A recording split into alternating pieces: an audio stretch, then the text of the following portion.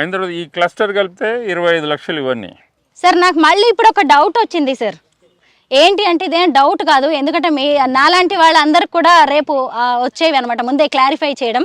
అయితే ఈ మొక్కని మీరు తీసుకొచ్చినప్పుడు ఇలా ఉంది కదా, ఇది 20 ఏళ్ల తర్వాత దీని బ్యూటీ ఇంకా బాగుంటుంది అని మీరు అన్నారు. అప్పుడు ఇది బాగా పెరుగుతుందా ఇంత ఎత్తులో? ఇది కానీ చేయరు, ఇది లావ్ అవుతుందండి. ఇప్పుడు అక్కడ చూస్తే మీరు అది 40 సంవత్సరాల చెట్టు, ఇది 20 సంవత్సరాలది.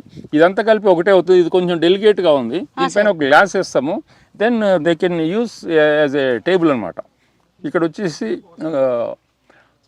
ఏంటంటే మన ఒక హోటల్లో కూర్చొని ఏమైనా తిన్నట్టు అలా తినడానికి కూడా ఒక యూటిలిటీ కూడా పనికొచ్చే ఇదండి అది. చూసారా, అసలు ఒక చెట్టు ఫర్నిచర్గా మారడం అంటే ఒక చెట్టుని చంపేయడం.